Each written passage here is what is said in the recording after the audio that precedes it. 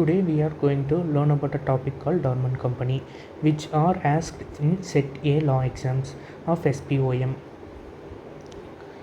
There are many topics like Government Company, Nidhi Company, Register Value, Striking off of Company, and Dormant Company in miscellaneous chapter of Set A. Various questions are asked from the exams. So let's get into the topic. Dormant company. A company can obtain dormant company tag by application to ROC in form MSc1. Why does a company needs to be dormant, or why does it should make an application? There are two reasons.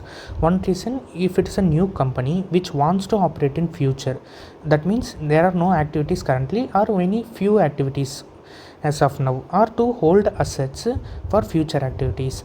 I had a question, why should it hold assets now while it needs to operate only in future, as the owners can buy the assets in their name initially and then they can incorporate a company and transfer it. Then I came to realize that it's actually having a cost to transfer the asset. Even it is a registered value, it should get transferred with the cost to government. And another reason is there is no significant accounting transaction.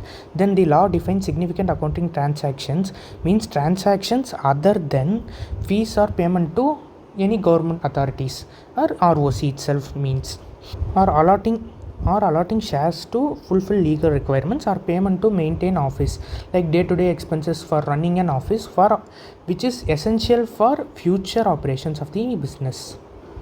So first one, all these are for new company. Then second one is an active company or a running company which is became inactive due to some reasons. There may be reasons like there was no business, or the business found to be illogical for activing,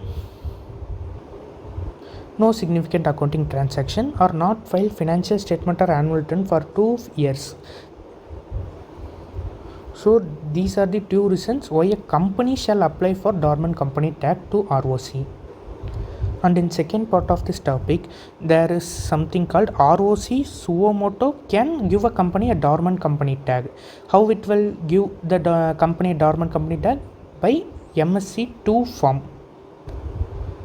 Next question, why ROC shall give a dormant company tag to a company? Same reasons like above, like there was no business, ROC found out such, or significant accounting transactions are nil, or not filed financial returns.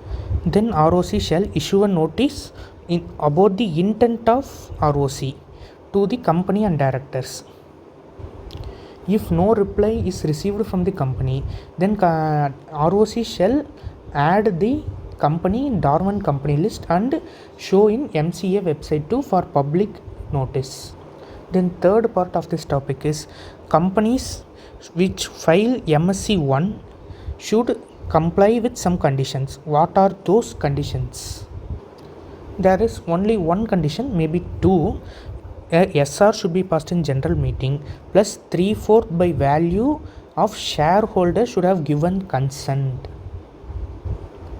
for MSc1 application.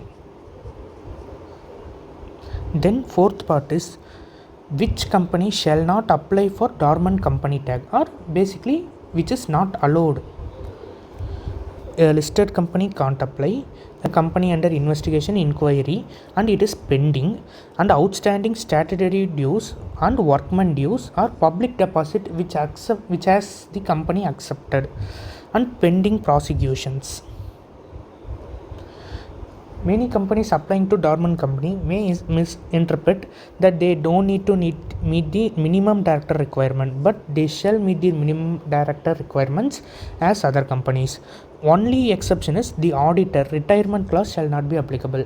Like an individual auditor means 5 term, or a firm means 2 5-year terms. This is not applicable to them. Then why do they need an auditor? Annual return and financial statement may be filed by a dormant company in MSc3 form within 30 days of the year end. It is an exemption which dormant companies will file the return, but not in annual return or financial statement by MSc3 form within 30 days of year end. Now the last part is the company becomes active after obtaining a dormant company tag. Then what shall it do?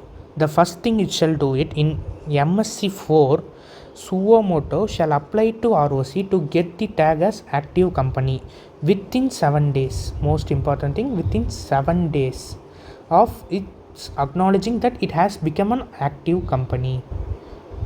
And ROC can suo motu or finds that a company which is under dormant company list became active, and he can suo motu make a dormant company active company.